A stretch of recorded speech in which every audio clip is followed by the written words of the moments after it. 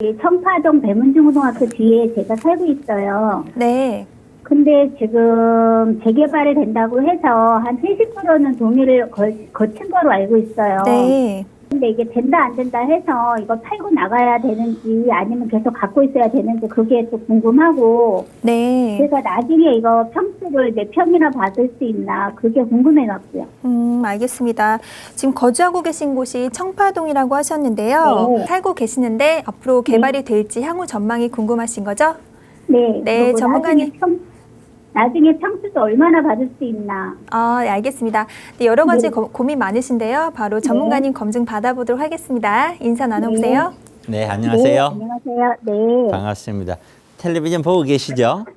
텔레비전은 못 보고 있어요. 아, 국장님이 받아요. 아, 그렇군요. 네. 보고 있으면 이게 내가 설명을 해주니까 네. 혹시 그 재방송 나갈 때 네. 꼭 챙겨 보시길 권해요.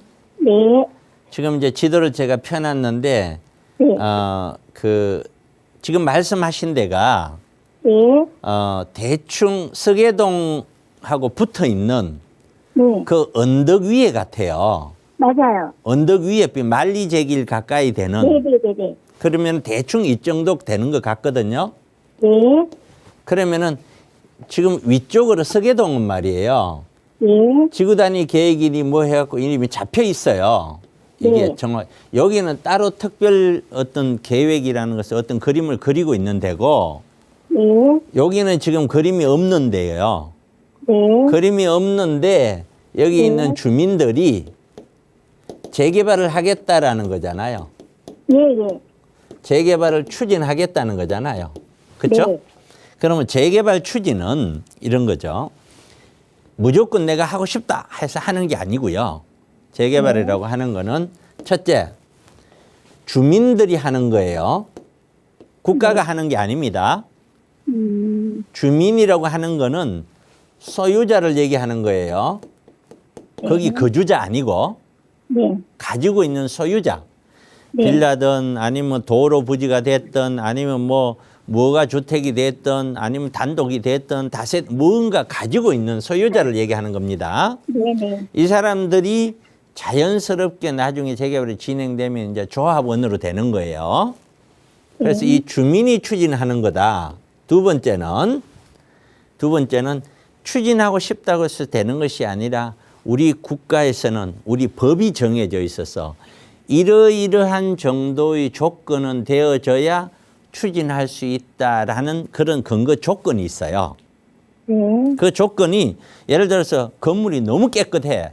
이제 지은 지 10년, 20년도 안 됐어. 근데 나는 부수고 짓고 싶어. 그래서 전부 다 같이 하겠대. 그럼 허락을 안 해줘요. 네. 그래서 노후도라든가 기타 여러 가지가 있는데 몇 가지 조건이 있는데 그중에 특히 이 지역 전체의 건물이 얼마나 낡았나, 노후도가 어떻게 됐냐 하는 것들이 재개발을 해 나가기 위한 어떤 기준이 돼요. 네. 이 두 가지 조건이 전부 다 오케이 되었을 경우에 그다음에 재개발이 진행되는 거예요. 네. 그런데 이 주민들은 우선 진행하고 싶어도 재개발이라는 게 뭐냐면은 이게 주민이 하는 사업이거든요. 네. 국가가 하는 사업이 아니에요. 주민이 하는 사업인데 사업이라고 하면은 들어가는 비용이 있을 거 아니에요. 네. 그다음에 나오는 수익이 있을 거 아니에요. 네. 그것이 최소한 같아야 되겠죠. 네. 아니면 수입이 더 많거나, 맞죠? 네. 그러면은 주민들 입장에서 재개발은 처음에 이 건물이 다 헐고 나면은 그 토지만 남잖아요. 네. 토지하고 건물 평가했는 전체 금액 있죠. 네. 평가 금액. 그거는 고스란히 비용으로 일단은 제공을 하는 거잖아요. 네. 그리고 거기에 또 뭘 제공을 하냐면은 건축비 제공을 해야 되죠. 네. 그 다음에 관리비 제공을 해야 되고요. 이런 제반 비용들이 다 들어가서 나중에 나오는 수입이 있단 말이에요. 네. 이 수입이 뭐냐면은 조합원이라도 돈을 내고 아파트를 받죠. 그죠. 그래서 조합원 분양가라 그러는 거거든요. 조합원 분양가로 뭐 100세대다 그러면 100세대 전체 분양가가 얼마다 하는 금액이 나오잖아요. 네. 그게 있고 또 일반인에게는 또 일반 분양가가 있죠. 네. 요거 합친 전체 금액이 수입이 되는 거예요. 그런데 이제 조합원 분양가나 일반 분양가를 정할 때, 아, 나는 여기 일반 분양가 15억 팔 거야. 그랬는데 주변 시세가 10억밖에 안 돼. 그러면 15억이 안 팔리겠죠. 그죠. 그러면 팔릴 수 있는 최대한 높일 수 있는 금액으로 분양가를 책정할 거 아니에요. 그럼 그걸로 계산해서 해 보니까 토지 우리 지불하는 거하고 건축비, 관리비 다 했는 걸 따져봤더니 오히려 마이너스야. 그러면 주민들은 조합원 분양가가 훨씬 높아져야 되니까 주민들은 돈을 그만큼 많이 내고 가라면은 안 가려고 하겠죠. 네. 그러면 사업이 더디어지겠죠. 네. 아니면 진행이 안 되겠죠. 이 이야기는 무슨 얘기냐면은 재개발은 스타트 시작된다고 무조건 되는 게 아니에요. 제가 생각했었을 때는 이 부동산 시장이 지금 차갑게 식고 있는데 저는 2, 3년 전부터 계속 얘기를 해오고 있던 거예요. 이거는 가격이 떨어진다고. 네. 그런데 이렇게 식어지면은 많은 정비사업 구역들이 사업 진행을 못해요. 이유는 원래는 10억 정도의 분양할 거야 하고 계산하고 사업 계획을 짰는데 이제는 10억 분양이 안 돼. 8억 해야 되는 거야. 그러면 그 있는 조합원들이 돈 2억만큼 더 내야 되겠죠. 그죠. 근데 집주말 가면 더 내라 하면 내가 어떻게 내냐 이렇게 되는 거죠. 그러면 사업이 지지부진이 길어지는 거예요. 길어지면 금융 비용도 더 늘어나죠. 그래서 기억하실지 모르지만 지난 2007년도에 지금처럼 고점이었었어요. 아파트가 노무현 정부 시절에 가장 비싼 적이 있었죠. 기억하세요? 네네. 그 2007년 이후에 2008년, 9년, 10년, 11년, 12년, 13년까지 약 6년, 7년 동안 가격이 떨어졌어요. 네. 그 떨어질 때 서울 시내에 있는 많은 재개발 구역들이 진행을 못하고 해제를 했어요. 이게 일단 재개발이에요. 제가 지금 재개발을 기본적인 걸 설명을 해주는 겁니다. 네. 자, 그게 재개발이고 지금 시청자님이 궁금한 걸로 다시 돌아가면은 그럼 이 지역이 70% 동의를 받으면은 재개발이 됩니까? 네. 모른다예요. 아직까지는. 아. 될 수도 있는데 네. 무조건 된다가 아니다. 되는 방향으로 가고 있다. 그다음에 두 번째는 아까처럼 건물 노도나 이런 것들이 다 맞아져야 된다고 그랬는데 두 번째는 아주 묘한 게 하나 있어요. 잘 들으셔야 돼요. 지금까지 설명한 것은 재개발이에요. 네. 그런데 우리가 정비사업은 재개발 정비사업, 재건축 정비사업, 도시환경 정비사업 여러 개가 있어요. 사업의 종류가. 그런데 가로주택 정비사업이라는 게 있어요. 들어보셨어요? 아니요.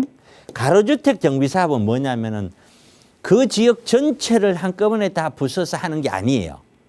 예를 들어서 우리 시청자분님이 속해 있는 그 건물 있죠. 그것만.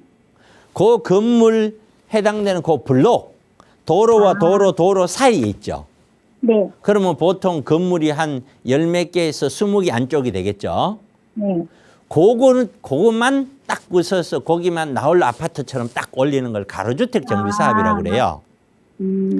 재개발보다는 해놓고 나면 아무래도 조금 인기도가 조금은 못할 거라고 생각을 하죠.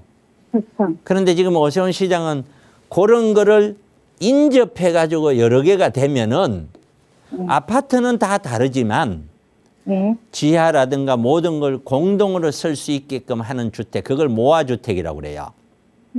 그런 형태로 끌고 가려고 하는데 지금 우리 시청자분이 속해 있는 이 지역이 그런 모아주택으로 갈지 어떨지는 저도 몰라요. 거기에 따라 또 달라요. 그 다음에 세 번째, 재개발이라는 것을 진행을 했었을 때 우리 시청자분님은 평수를 작은 평수에서 큰 평수까지 다 받을 수 있는 자격이 돼요. 그래요? 20평대도 자격이 있고 30평, 40평, 50평 다 자격이 있어요. 다만 만약에 나는 40평 받고 싶어 해가 신청을 했는데 네. 40평 세대 수가 100세대 짓는데 신청자가 130명이다. 네. 그럼 30명은 떨어져야 되잖아요. 그죠. 그때는 이제 이 사업하기 전에 각자 평가를 하잖아요. 그럼 우리 시청자분도 갖고 있는 빌라를 갖고 있으면 그게 얼마다고 평가를 받거든요. 자기가 주장하는 자기 재산 금액이 되는 거예요. 그런데 어떤 사람은 건물을 갖고 있어서 평가를 한 20억 받았는데 나는 평가를 3억 받았어. 네. 근데 그 두 사람이 다 40평에 넣었어. 네. 그랬을 때는 평가가 많이 받은 사람 위주로 거기에 당첨이 돼요. 그러겠죠. 당첨이라기보다는 그런 순서대로 그렇게 네. 해서 다시 말씀드리면 어떤 평수든 들어갈 수 있는 자격이 있다. 그러나 그 단지마다 짓는 평수에 따라서 신청자들에 따라서 순위에서 밀릴 수도 있다. 그러나 지금까지 통상 보면은 재개발을 하면은 30평대까지 가는 거는 큰 거 없이 무리 없이 거의 가더라. 그러나 경우에 따라서는 20평대로 갈 수가 있다. 그러면 이제 평수에 대한 고민 해결됐죠. 아, 네. 자, 그럼 마지막으로 그럼 지금 이걸 팔까요, 말까요? 지금은 파는 네. 시기가 아니죠, 그렇죠? 그렇긴 해요. 왜냐하면은 뭔가 진행이 된다고 해야 그 다음에 팔든지 말든지 할 거 아니에요.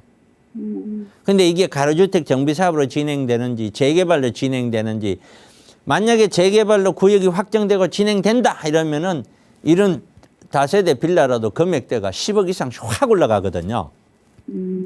그 올라갔었을 때 매도 여부를 그때 사업성을 계산해서 판단을 해야 돼요.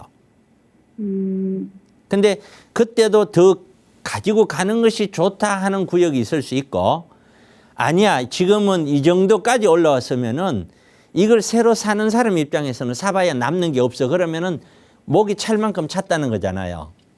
그런 정도 되면은 그 시점이 되면은 진행 도중이라도 매도를 하는 것이 더 유리할 수도 있어요.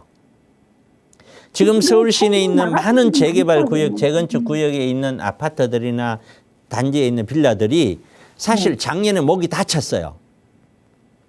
작년에 빌라가 그 진행되고 있는 구역은 팔았었어야 최대한 이익을 먹는 거예요. 앞으로 아파트 가격이 떨어지면 분양가도 떨어지잖아요. 그렇죠?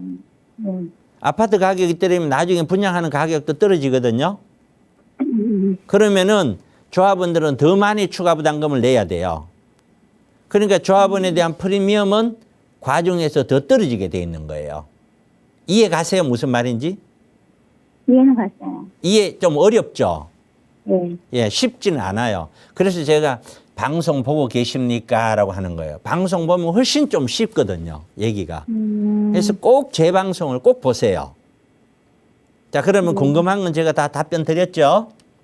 아, 예. 예, 그렇게 참고하세요. 네. 네, 고맙습니다.